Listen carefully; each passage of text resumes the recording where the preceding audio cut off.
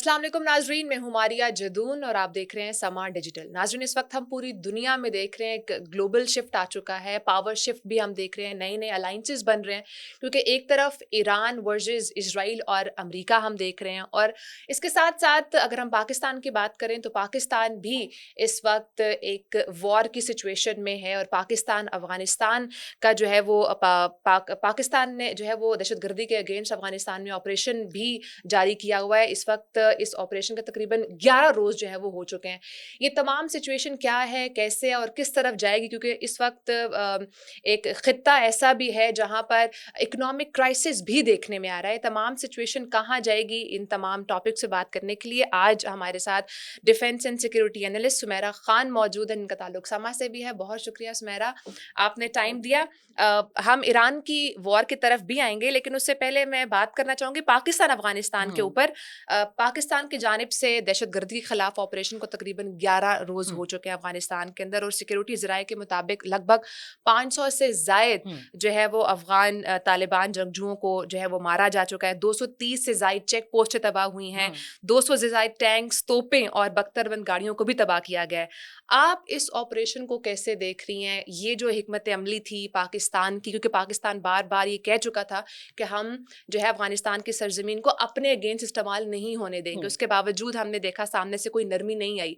तो how you see this, इस strategy को पाकिस्तान की आप कैसे देखती हैं? अब इसमें Maria, thank you very much first of all for inviting me. लेकिन इसमें सबसे पहले मैं थोड़ा सा इसको एक प्रियम्बल ज़रूर दूंगी, क्योंकि ये कार्रवाई लोग देख रहे हैं मगर इसके पीछे जितना सब्र आजमा एक सफ़र था वो बहुत कम लोगों को पता है। हम्म। बस ख़ास तौर पे कुछ वेस्टर्न जो मीडिया आउटलेट्स हैं या कुछ जीसीसी कंट्रीज से कुछ मीडिया आउटलेट्स ऐसे हैं जिनको इस वक्त बहुत हमदर्दी का बुखार भी चढ़ रहा है टेररिस्ट की या हम्म। मिलिटेंट्स की, उनके लिए ये ऑल ऑफ अ सडन कार्रवाई थी। ऑल ऑफ अ सडन नहीं थी। Pakistan had been in conversations, negotiations, table talks. You can name all the cosmetics. Pakistan had tried and tested everything, hmm. not just directly, not just bilateral, multilateral, quadrilateral. कौन सा forum है जो हमने नहीं छोड़ा? हर exactly. दर पर दस्तक दी है, ऐसा पिछले कह साल सकते हैं कितनी इसको। ज्यादा हमारी मुज़ाकरात हुए। बिल्कुल। और उसमें भी देखें कि हमेशा प्रोवोकेटिव जो एक इंस्ट्रूमेंट यूज होता है वो हमेशा अफगानिस्तान की तरफ से हुआ है। हम्म। आपने आज तक कभी इन्हें कोई तकलीफ नहीं दी, कभी इन्हें कोई डेंट नहीं दिया। लेकिन जो एक सोच थी जिसने हमें डेंट दिया वो हम्म। ये कि 2021 के बाद लग रहा था लोगों को कि ये क्योंकि इस्लाम के नाम पर आए हैं, खुद भी एक स्ट्रगल करके आए हैं अगेंस्ट द फॉरेन ऑक्यूपेशन, तो ये हमारे मुल्क में भी दहशतगर्दी को पनपने नहीं देंगे। मगर उसका उलट हुआ हमेशा। हम्म। अब 2021 अगस्त ऑनवर्ड्स आप भी, आपके साथ भी मेरे बहुत इंटरेक्शन रहे हैं उस वक्त में हम्म। भी। हम यही बात करते थे कि ऊंट किस करवट बैठेगा किसी को पता नहीं है। हम्म। अभी तो they are dealing with all the indigenous matters जिनके साथ कुछ से बदले लेने थे उन्होंने, कुछ को मारना था, कुछ को रास्ते से हटाना था। बहुत जो थे वो अलग चैप्टर्स थे। हम्म। फिर उनका रुख हमारी जानिब हुआ। उनको ये एहसास हुआ कि जितनी कमाई हम इनकी आर्म ट्विस्टिंग करके कर सकते हैं कहीं और से तो कर नहीं सकते, तो लेट्स इनवाइट इंडिया। हम्म। और टीटीपी उनके पास ऑलरेडी थी। हम्म। तो जब पाकिस्तान ने पहले उनको बड़े इखलाकी आदाब में रहते हुए कहा कि आपकी तरफ से, और ये मैं आपको बता दूं कि within 10 days of their their assuming of power, within 10 days पहला हमारे साथ एक नाखुशगवार इंसिडेंट हुआ था। And that was in the heart of Nangarhar, Jalalabad से थोड़े से डिस्टेंस पे गांव है वहाँ पे। उस वक्त उनके इंटेलिजेंस चीफ जो थे, हर प्रोविंस का उनका हम्म। अलग है, डॉक्टर बशीर, और उसने एक स्टेटमेंट दिया पाकिस्तान के अगेंस्ट। वो वीडियो अभी भी पड़ी होगी कहीं ना कहीं। उन्होंने दे थ्रू आउट द एंटायर जो हमारा ये फेंसिंग का सामान होता है, मना कर दिया कि फेंस नहीं होगी इस जगह पे। हम्म। पाकिस्तान की टेरिटरी पे आके दे स्टार्टेड समथिंग और कहा कि हम, अच्छा वो मुझे उसकी वो बात याद है अभी, बड़े कोरिलेट करिए कि हम इसराइल का साथ दे देंगे, पाकिस्तान का नहीं पाकिस्तान। देंगे। This exactly. was first ever statement right after 10 days when the Taliban assumed power in Kabul. तो ये बड़ा एक लंबा सफर है। तो कटिंग इट शॉर्ट के बहुत तंग आकर हमने कार्रवाई शुरू की है। हम्म। और बहुत से लोग अब ये कह रहे हैं कि पहले करनी चाहिए थी, हम्म। क्योंकि जितना आपने गीदड़ भपकियां सुनी हैं वो अब फेड आउट होती जा रही हैं। अब वो हम्म। इधर उधर भाग रहे हैं, कभी रशिया के पास, कभी कतर के पास, कभी यूएई के हुँ। पास, अच्छा, ये जो के आपने स्टार्टिंग में बात निगोशिएशन कराएं। मेंशन की कि वो तासुर इस वक़्त हाँ। अफ़गानिस्तान ये दे रहा है कि हम तो खित्ते में अमन चाहते हैं, हम हम्म। तो जंग नहीं चाहते। लेकिन फिर हम उनके भारत के साथ इंटरैक्शन भी देखते हैं हम्म। बहुत ज़्यादा, और फिर हम ये भी देखते हैं कि उनकी तरफ से स्टेटमेंट्स भी आती हैं। एक तो आपने मेंशन की ना हम्म। अभी कि हम इसराइल का साथ दे देंगे। अभी रिसेंटली भी एक चल रही थी जिनसे क्वेश्चन हम्म। क्लियरली उनसे किया गया कि हम्म। क्या आप इसराइल को सपोर्ट करेंगे? तो हम्म। उन्होंने कहा there is no harm in it अगर हम उनको हाँ, सपोर्ट करेंगे। हर मुल्क जिसको हमसे मसला है, we are ready to sit down with them. Exactly exactly. तो ये जो तजाद है इस वक्त हाँ। अफगानिस्तान पोर्ट्रे करने की हम्म। कोशिश कर रहा है ग्लोबली, आप इसे कैसे देखती हैं और दुनिया क्या समझ चुकी है हम्म। या अभी भी वेस्ट जो है वो टिल्ट उनका अफगानिस्तान हम्म। की तरफ ही है बिकॉज हमारी तरफ से कॉपरेशन हो रहा टिल्ट अब अफगानिस्तान की तरफ किसी मुल्क का नहीं है। अभी है? जिस ओके। नोट पर मैंने अपना कमेंट खत्म किया, मैं वहीं से आज को I derive my next comment from the trail of that last comment, कि अभी ये तकरीबन 15 मुल्कों के पास गए हैं to okay. Enter into negotiations with Pakistan. Hmm. Now Pakistan has said no, क्योंकि हम्म। पाकिस्तान जब तक टेबल पर बैठा हुआ था, इन्होंने उसको आपका एक वीक पॉइंट कंसिडर किया। अभी मेरी इत्तला के मुताबिक लास्ट जो मुल्क था वो रशिया था जिसको इन्होंने हम्म। कांटेक्ट किया, एंड रशिया सेड नो। अगर आप लोग इस्तांबुल, दोहा और सऊदी अरब में बैठ कर कुछ नहीं कर सके, तो हमारा नहीं ख्याल कि हम एक और चैप्टर खोलें अपने लिए। Hmm. Obviously Russia coming to help negotiations, being interlocutor, वो हम्म। एक उस पे टैग भी लग जाएगा और निकलेगा भी कुछ नहीं, hmm. Which is a very wise move by Russia by the way. लेकिन आगे आने वाले दिनों में ये सारे मुल्क खुद बताएंगे, once the GCC is settled, तो आपको खुद पता चलेगा कि इनको हर तरफ से इनकार हुआ, हर तरफ से। चाइना ने इनकार कर दिया, क्योंकि पाकिस्तान की पोजीशन बहुत वाज़ेह है। Maria, we are not just paying the slip service, hmm. We are questioned with hardcore evidence from United Nations, from OIC, from Shanghai Cooperation Organisation. Last time आपके तालिबान भाग गए थे, तेहरान पैक्ट से भी इन्होंने कुछ नहीं किया, मॉस्को फॉर्मेट में भी कुछ नहीं किया, लंदन फॉर्मेट तो बेचारा कहीं नजर ही नहीं आता, हम्म। जो इनकी नेचर है। तो I think they are right now in thick soup, because they thought Pakistan will try to enter boots on ground, hmm. Which we did not, and we don't intend to, hmm. क्योंकि हमें कोई regime change वगैरह में interest नहीं है। जब भी होगा वो अपने ही लोग अपराइजिंग करेंगे वहां से, वो उनका नेचर है। हम्म। लेकिन हमने जो एयरफोर्स की स्ट्राइक्स रखी हैं, that has paid a lot माशाल्लाह अभी तक। हुँ। अच्छा, मुझे ये बताएँ, चूँकि आपने अफ़गानिस्तान में जाके बहुत डिटेल से कवर भी किया, अभी रिसेंटली एक वीडियो वायरल हुई थी अफ़गान गर्ल की जो ये बड़ा क्लियरली कहती कि हम्म। अफ़गान तालिबान हम में से नहीं है, हम नहीं हम्म। चाहते कि वो हुकूमत करें। हम्म। तो कहीं न कहीं जो अफ़गान अवाम है, क्या वो भी ये नहीं चाहती कि तालिबान उन पर हुकूमत करें? क्योंकि रिसेंटली हमने हम्म। देखा जो बिल पास हुआ हम्म। अफ़गानिस्तान के अंदर ख़वातीन और बच्चों को हम्म। मारने का। बिल्कुल। तो एक तरफ इस तरह के फैसले लिए जा रहे हैं, तो क्या आलमी दुनिया को ये नज़र नहीं आ रहा कि इस तरह के कवानीन अफ़गानिस्तान के अंदर अगर अपने लोगों के लिए पास हो रहे हैं, तो उनका कोई सॉफ्ट कॉर्नर पाकिस्तान के लोगों के लिए नहीं हो सकता? देखिए, वो जब आए थे तो उन्होंने दोहा अकॉर्ड साइन किया था। हुँ। उस दोहा अकॉर्ड में से कौन सी शिक पर अमल किया उन्होंने आज तक? तो पाकिस्तान साइड से भी ज़ाहिर है डिमांड यही होती है कि हमें इन राइटिंग एग्रीमेंट्स चाहिए कि आप अपनी सॉइल नहीं यूज़ होने देंगे। हुँ। मैं इसमें एक बड़ा फ़नी कमेंट करती हूँ हमेशा। मैं कहती हूँ, जिन्होंने दोहा एग्रीमेंट जो यूएस के साथ हुआ था, जिन्होंने पता नहीं 2 साल 3 साल कर के काम वो एग्रीमेंट लिया, उसका नहीं ख्याल रखा, हुँ। तो पाकिस्तान को तो वैसे ही एक जो है ना अपनी जागीर के तौर पे कंसिडर करते हैं। हुँ। तो हमें अगर वो इन राइटिंग एग्रीमेंट दे भी दें, they are a rag tag army, hmm. They are not running under the ambit of a disciplined government, hmm. There is no institution.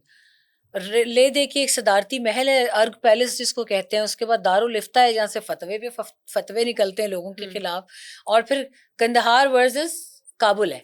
तो there is no particular institution that is working with in Kabul hmm. Right now, तो there is no use of demanding in writing sort of agreement या hmm. Pact.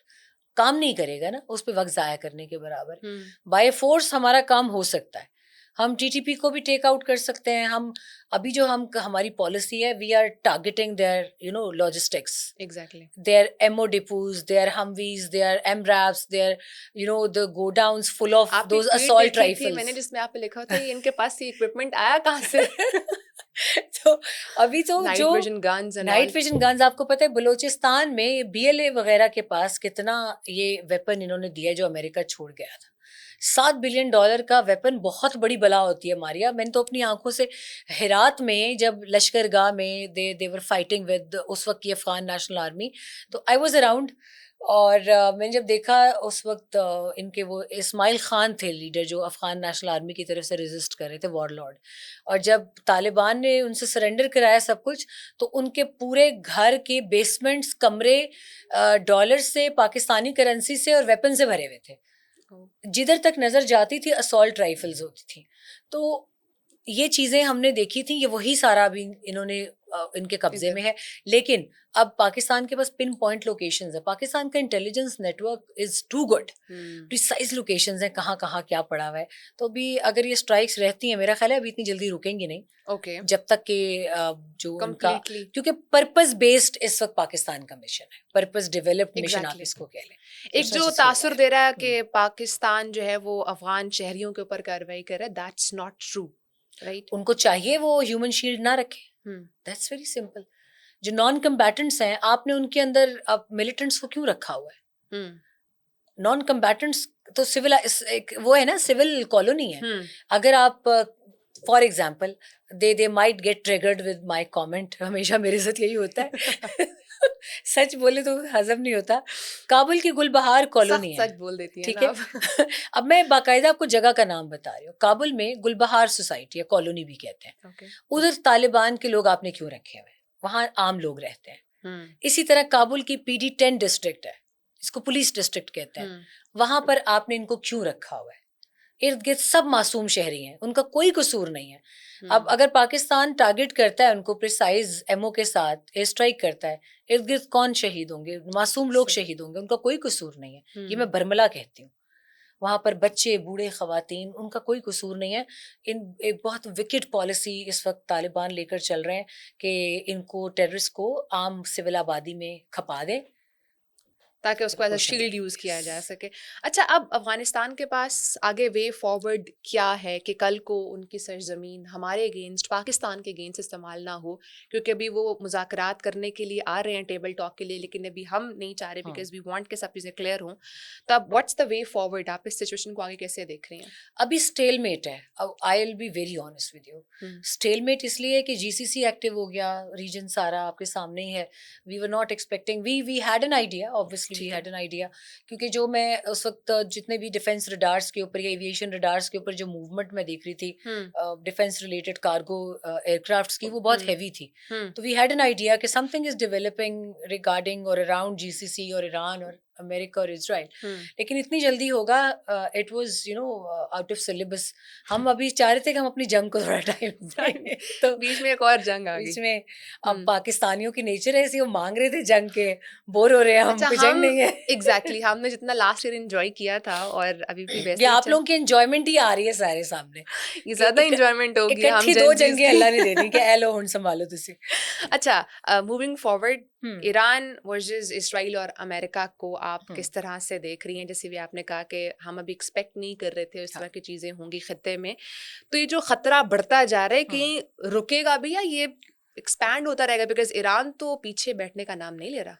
देखिए अभी Iran ने जिस तरीके से 1 into 80 सब जो उनके म्यूनिशन, या इसको आप in simple terms cluster bombs कह सकते हैं, वो एक सरप्राइजिंग एलिमेंट था दुनिया के लिए कि they fire one missile and it goes and spreads into like 80 सबनेटिव्स। तो वो यकीनी तौर पे अब अगर अमेरिका को ये इदराक हुआ है कि उनके पास क्लस्टर बॉम्ब्स हैं, वो इसकी एक ज़ाहिर इन्वेस्टिगेशन करेंगे और कहीं ना कहीं किसी न किसी हद तक उनकी इस बात को थोड़ी तकवीत मिल जाएगी कि कुछ और कैपेबिलिटीज़ भी हैं, इसका मतलब है ईरान के पास, जो अभी लोगों को नहीं पता। ये एक थोड़ा सा मेरे लिए एक एलिमेंट ऑफ फियर है from the common people point of view, जो कि नॉर्मल लोगों पे बमबारी हो रही है। तो मुझे ये अभी थमता हुआ नहीं लग रहा। और दूसरी बात है कि ईरान को तसल्ली देना अभी बहुत ज़रूरी है कि और वो दी नहीं जा सकती है, विल बी वेरी प्रैक्टिकल। उसको तसल्ली होगी नहीं, क्योंकि उसने आबनाए हुर्मुज़, जिसको हम स्ट्रेट ऑफ हुर्मुज़ कहते हैं, वो बंद है। और ये ऐसा स्ट्रेट है कि इसमें ये नहीं है कि आप इधर से जाएंगे तो आगे से निकल जाएंगे लेक ऑफ पनामा की तरह, या आप अंदर जाएंगे मुड़ के आपको ना वो कहते हैं ना एक ही पार्किंग में वापस गाड़ी मोड़ के लानी पड़ेगी। तो it's a very tricky straight in the entire continental shelf waters. तो अब ये बंद है, दूसरी तरफ उन्होंने अपना अब्राहम लिंकन जो है, गो के it's a very, I'm very honest, being very honest, it's a very secured aircraft career. Abraham Lincoln is one of the best. Hmm, लेकिन अब उसको खतरात लाहक हुए, उन्होंने उसको रिवर्स गियर में डाल दिया कि थोड़ा पीछे ले जाए, हम्म, कोई और कुछ और ना हो जाए. अब इसी तरह इन सारे गल्फ कंट्रीज के अंदर यूएस बेसिस, सीआईए के bases, I be blunt about it, CIA के बेसिस आर एट रिस्क. लोगों को वहां से वो निकाल चुके हैं. लेकिन Okay. मिलिट्री एसेट्स रातों में नहीं बनते. It takes decades. Exactly. अगर मैं शॉर्टली इसको बताऊं, हम्म, तो उनके अभी वहां पे बिलियंस ऑफ डॉलर्स के एसेट्स हैं. और हम्म, ईरान जब तक उनको मुकम्मल तौर पर, जाहिर है अपने तौर पे वो कहेगा मैं 100% करूं. 100% की कैपेसिटी ना भी हो तो 70% वो डैमेज कर सकता है. It's B it Jordan, B it Bahrain, B it Kuwait और कतर और यूएई. हम्म, यूएई पे तो मैं उस दिन ट्रांसमिशन में भी मैंने एक बात की, सब हंस पड़े. मैंने कहा यूएई पे ईरान का कोई पर्सनल काम है. जैसे वो कुछ हाजी जाते हैं ना, शैतानों को कंकरियां मारते हैं, कुछ बहुत जज्बात से मार रहे होते हैं. What's the reason ईरान वैसे? Versus UAE is, I don't Again out of understand. syllabus. I don't understand कि इसे खुद जो है ना, द हबीबीज आर इन ट्रबल, कि वो कह रहे हैं हमने किया क्या है जो तुम इतना हम पर गुस्सा कर रहे हो. But hmm, there must be something, we need to dig it out कि क्या है. हम्म, But people who are related to defense think tanks, they believe that there was a very strong network of espionage, spycraft that was facilitated by UAE UAE. into Iran. Okay. Can be Mossad, can be CIA, can be MI6, uh, but there is something that still उनको needs लग to रहा है be कि कोई investigated. Support हाँ. है उसकी तरफ से. और ठीक. कतर यूएई पे अभी भी स्ट्राइक्स जारी हैं. आई डोंट लेकिन थिंक मेरे सो ख्याल दे से स्टॉप उनका इट. ये भी है कि वो सिर्फ अमेरिकन अगेन एम्बेसीज पर अटैक करना या हम्म. अमेरिकन को नुकसान पहुंचाना भी तो हम्म. उनका आई थिंक रीजन है. बिल्कुल है, वो कहा है उन्होंने. हम्म, जब तक प्रेसिडेंट पजेश्कियान का स्टेटमेंट नहीं आया था, हम्म, तब तक वी वर एक्चुअली वरिड कि ये सिलसिला चलता जाएगा. क्योंकि अभी आगे in the name of Umrah pilgrimage, I think we have some good around 2 million people stuck in Saudi Arabia right now. उनकी वापसी कुछ की हो चुकी है, कुछ को हाँ, they are making it sure कि वो सेफली आ जाएं. But I am more concerned about Hajj after 2 months. वो भी हाँ. will तब be तक the क्या सिचुएशन होगी? will be the biggest congregation in the hmm, history, और पूरी दुनिया में द बिगेस्ट है. और आपने देखा होगा अभी भी रिसेंटली जो वीडियोस आई हैं डिस्टर्बिंग, मस्जिद नबवी के ऊपर से, हरम के ऊपर से the exactly. Missiles are exchanging. तो हम्म, अब जो कुछ भी हो, hmm, before it takes a highest toll on उसको एनीवन, रुकना चाहिए. उसको रोकना पड़ेगा. हम्म, वरना हिस्ट्री की सबसे बड़ी ट्रेजेडी भी हो सकती है.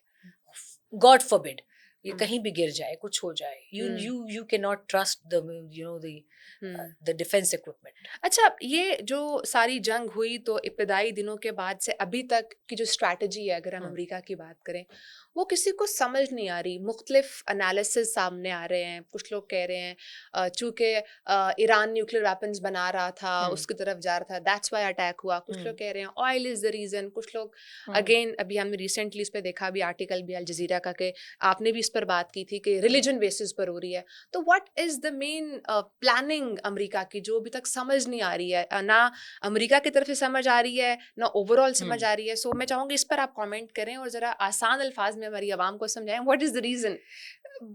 मारिया, इसमें सबसे बड़ी जो कॉन्स्पिरेसी थेरी है जो बहुत स्ट्रांग है, अभी तक सब में जो इंडेक्स में स्ट्रांगेस्ट है, वो ये है कि एक ऐसे टाइम में ये जंग शुरू की गई है. ये खुद अमेरिकन कह रहे हैं, it's Okay. Not me who saying, ये पाकिस्तानीज नहीं कह रहे. It's the Epstein files may be. Okay. उसका प्रेशर बहुत है प्रेसिडेंट ट्रंप पे. और लोगों का ये कहना है कि खुद Jeffrey Epstein was he held from a Jewish family. He was a renowned billionaire in America till he was declared a sex offender. तो ये चीज़ें वहाँ पर लोग बहुत इसको सीरियसली लेते हैं. और अभी ये बात चल रही है अमेरिका में और इसके सबर्बन कंट्रीज में, इवन हर जगह. पहली तो ये है. दूसरी ये है कि oil, I don't think so कि ऑयल इतना उनके लिए इसमें, क्योंकि Venezuela is close to them, Iran is far far away from them. तो वो जो बट एक लिबिया इसमें में, इराक में इन्होंने गलती की थी फॉर ऑयल पर्पजेज, वो शायद ये यहाँ नहीं दोहराना चाह रहे. आपकी तीसरी बात जो है ना, that's second most, you can say that's strongest at the index, कि religion is very important for the Jews. हम पढ़ते आए हैं, कुरान पाक में पढ़ते आए हैं, बनी इसराइल का जिक्र कई मरतबा हुआ है, मोस्ट ऑफ एवरीवन. तो ये भी बात दुरुस्त है कि जितना वो कुरान को स्टडी करते हैं या वो प्रोफेसीज को स्टडी करते हैं, मैं और आप उतना नहीं करते। एज अ नॉन प्रैक्टिसिंग मुस्लिम, या हम हार्डकोर रिलीजियस मुस्लिम्स नहीं है उस तरह, अल्लाह हमें दे तौफीक कि हम हो जाएं। आमीन। बट आप देखें, अगर आप कभी अमेरिका जाइएगा Maria, and if you want the purest meat, you will have to go to kosher market. Okay. ठीक है, एज अ मुस्लिम अगर आपको हलाल मीट चाहिए तो आपको किसी ने कुछ भी कर लें, आपको जाना एक यहूदी के पास ही होगा, क्योंकि आपके अलावा आप हलाल खाते ही वही हैं। तो वो जो आपके पर्सनालिटी ट्रेट्स हैं ना रिलीजन वाइज, वो उनके हैं। मगर इस वक्त they are totally after completing the prophecies के जो एंड ऑफ टाइम से रिलेटेड है, और ये वो बरमला इजहार कर रहे हैं अब। उनके यहाँ ऐसी बहुत सारी निशानियां पूरी की जा चुकी हैं कि जिसके बाद गॉड फॉरबिड अब सिर्फ डिस्ट्रक्शन ऑफ अक्सा जो है according to the series of all these events वो रहती है, और उसके बाद the main Armageddon and all these things, the arrival of Mahdi and arrival of Messiah, the anti Christ and then Christ. तो there is a series of events that is going to take 40 more years if the last क्या कहते हैं उसको, आखिरी लम्हा चल रहा है अगर। और ये कोई सुनी सुनाई बात नहीं है। I've seen advisors of Trump administration talking about it. Yes. We had seen George Junior Bush in the past. He talked about crusades 9/11 के फौरन बाद। तो चीज़ें काफ़ी पहले से तैयार हो रही हैं, but right now it's the high time when we see all those things. It's happening. Okay. तो it's more of religious, not oil related, I can say. और न्यूक्लियर का भी कोई मसला नहीं है। न्यूक्लियर इस वक्त सिर्फ रीजन में आपके पास है, और IAEA की प्रेसिडेंट जो है ग्रॉसी, वो कह चुके हैं कि हमें ईरान नहीं बना रहा था, प्रोलिफरेट नहीं कर रहा था, लेकिन वो ये भी तो कहते हैं कि हमें विजिट नहीं करने दिया जाता वहां पर। वो कहते हैं रिजर्वॉयर्स इनके पास हैं। अब वो भी एक catch-22 है। अब ईरानियंस कह रहे हैं कि हमें नेगोशिएशंस में डाल दिया था, our projects were on halt, so we never went to destroy it because we were in the middle of negotiations. तो हमें डिस्ट्रॉय करने नहीं दिया, तो रिजर्वॉयर्स तो होंगे, बात वो अपने तौर पे ठीक कर रहे हैं। और जो IAEA कह रहा है वो उसने सबसे बड़ी क्लीन चिट दे दी है, but they are these organizations are too dubious कि हम इराक में जब देखते हैं वेपन्स ऑफ मास डिस्ट्रक्शन, बाद में उन्होंने कहा नहीं है, और इन्हीं ऑर्गेनाइजेशंस ने पहले से IA को रिपोर्ट्स दी कि हैं। तो ये भी कॉन्फ्लिक्टिंग है, कन्फ्लिक्टिंग है। तो हम ये चीजें ना बहुत कह सकते हैं कि right now the designs are something else, but after 10 years maybe the same designs are going to be declared something else. अच्छा, आपने अबनाए हुर्मुज़ की बात की कि वो बंद है, लेकिन आई थिंक वो अमेरिका और इजराइल के जो है ना, वो कहा जा रहा है उनके जहाज़ों को निशाना बनाएंगे, लेकिन पाकिस्तान को या कुछ अदर कंट्रीज उनकी हैं, उनको अलाउ है वहाँ से करना। लेकिन उसके बावजूद ये मैं अवामी सवाल करने लगी हूँ आपसे, उसके बावजूद हम ये देख रहे हैं कि पेट्रोल जो है वो पाकिस्तान में उसकी प्राइजेस बढ़ चुकी हैं। सो ये अभी जो हमारी इकोनॉमी है वो भी डिस्टर्ब हो सकती है आगे, और भी जा सकती है प्राइजेस ऊपर, और वर्क फ्रॉम होम की भी कुछ तजावीज़ जो है वो दी जा रही है। तो हाउ यू सी दिस, अब क्या होगा आगे नेक्स्ट? क्या सवाल पूछ लिया मारिया आपने। जख्मों पर तेल छिड़क के कहती है व्हाट्स नेक्स्ट। गाड़ियों में जाहिर है जो फ्यूल टैंक 10,000 का फुल होता था, 9 का होता तो था, कहा जा रहा है इंटरनेशनल प्राइसेस बढ़ गई हैं, तो इसलिए 13-14,000, पर हमें तो अलाउ कर रहे हैं कि जहाज़ों को ले। देखिए, मुझे समझ नहीं आई एक बात की, I don't know what's government policy. हमारे कॉलीग हैं इसमें शकील अहमद, उनसे भी मैंने पूछा आज कि ये क्या है। इंडिया के पास 22 दिन का रिजर्वायर था, उसका स्टॉक था इसका POL का, तो उन्होंने तो प्राइसेस नहीं बढ़ाई। तो उन्होंने कहा कि इंडिया में there is a different system, वो डे टू डे एक इंटरनेशनल रेट्स के साथ चलते हैं। हमारे यहाँ पहले फोर्टनाइटली था, अब वीकली बेसिस पे हो गया। तो वैसे सुनने में ये आ रहा है कि मजीद भी महंगा होगा। तो अब आई डोंट नो, लेकिन मुझे नहीं लगता कि इतना ज़्यादा हम बंधे हुए थे आलमी तेल की कीमत के साथ, जबकि ज़ख़ीरा था हमारे पास। Exactly, that was my question. Enjoy कर रहे थे क्योंकि अभी भी ऐसी खबरें भी आ रही हैं कि हमें अलाउ है to cross that place, strait of Hormuz. हाँ, बट उसका रीज़न है, देखिए आप कबूतर की तरह आंखें बंद करके जा तो सकते हैं, लेकिन आपको वापस नजरें मिलानी है अमेरिका के साथ भी। तो अभी आपको एक जो है ना VIP मिल रहा है ट्रीटमेंट। ईरान ने जो ऐलान किया कि only China, Russia and Pakistan, लेकिन जब आप सारे पार्टी एंजॉय करके वापस आएंगे ना, तो America will be sitting there waiting for you. अच्छा, एक ये भी खबर है, you enjoyed that party without me. एक ये खबर भी है, इस पे बताएं कितनी सदाकत है कि अमेरिका ने इंडिया को अलाउ किया है, रियायत दी है कि वो हाँ रूस से कुछ दिनों तक तेल खरीद सकते हैं सस्ते हाँ दामों में? वो कर सकते हैं, सस्ते दाम तो नहीं होंगे बट रूस से तेल खरीद सकते हैं ओके। क्योंकि उनके ऊपर पाबंदी थी, जो उनका टैरिफ डाउन हुआ था इसी पे हुआ था कि आप रशिया से कोई तेल नहीं खरीदेंगे। अब वो अपने वाला तो भिजवा नहीं सकते उनको, तो तो उन्होंने अलाउ कर दिए, लाइफलाइन जो है वो तो खत्म हुई उनको हुई तो है। फिर क्यों बढ़ाएंगे वो प्राइजेस? हाँ, अच्छा, ये इसमें हमें भी इस विंडो से वैसे फ़ायदा उठाना चाहिए। हमारे पास कुछ ऐसी, थैंक गॉड हमारे साथ कोई अभी सितारे गर्दिश में नहीं हैं, चीज़ें अच्छी हैं। हमारे पास क्योंकि ईरान का हम बॉर्डरिंग रीजन है, तो हम वो एक बॉर्डर से भी तेल ला सकते हैं बट इन अ लेजिटिमेट वे। ऐसा ना हो हम्म। पॉडकास्ट सुन के लोग कहें कि सुमेरा के लिए कि स्मगलिंग दोबारा शुरू कर दे। नो खरीदारी करके लाना है। तो ओके। हम ला सकते हैं अमेरिका से भी। आई थिंक हम इसके अंदर कोई डिस्काउंट विंडो ले सकते हैं, we can get some hmm. Concessions. और Russia is there, hmm. Russia से अगर हम खरीदना चाहें तो we have a ground route through cars. Central Asian republics भी हमारे पास आ सकता है और थ्रू सी मीन्स भी आ सकता है, because we are on the other side of so the ये सी। हुकूमत के लिए भी एडवाइस है। कर सकते हैं करना चाहें तो। इसी हाँ। टाइम में हमारा जो अमेरिका में डीसी में वी हैव आवर एम्बेसी, अगर वो थोड़ा रमज़ान में खुद को तकलीफ दें तो कर सकते हैं, जैसे इंडिया ने किया। नहीं, इट्स अ गुड हाँ सजेशन जो आई थिंक हाँ हुकूमत को इस पे जो है वो देखना चाहिए।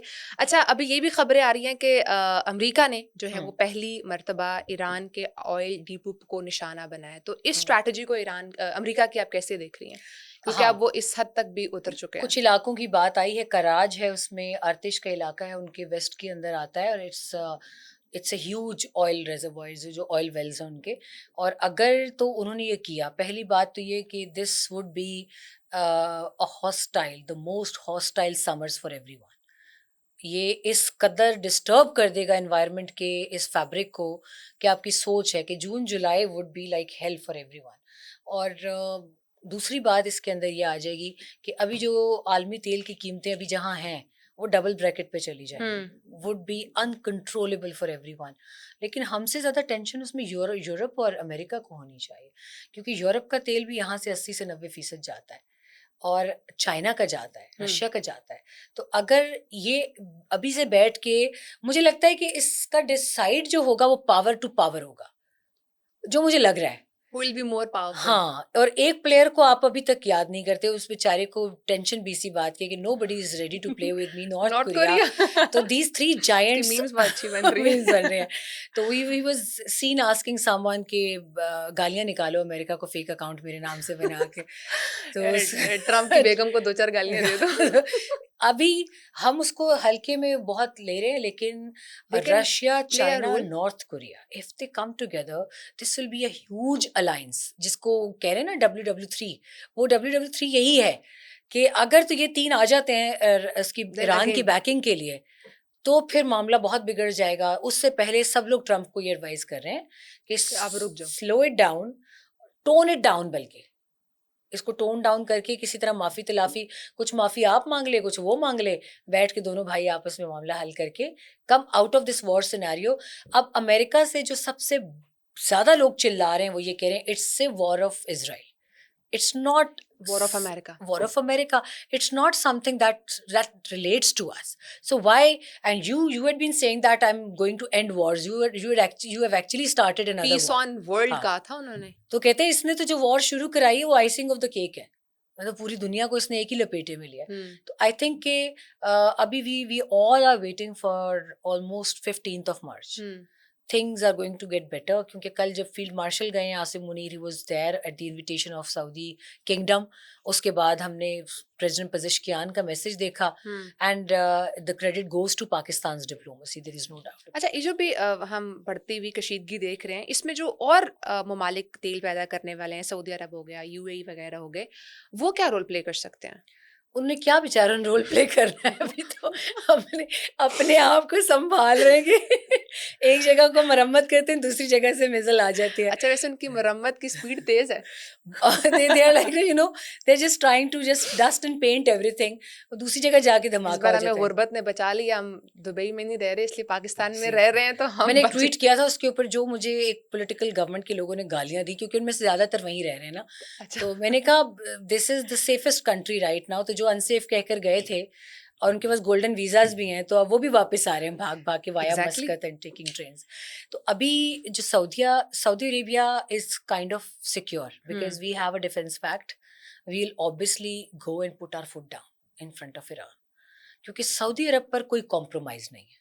Exactly. Saudi Arab is unparalleled in the eyes of every Pakistani. Saudi Arab पर किसी किस्म का ना कॉम्प्रोमाइज था, ना है, ना होगा.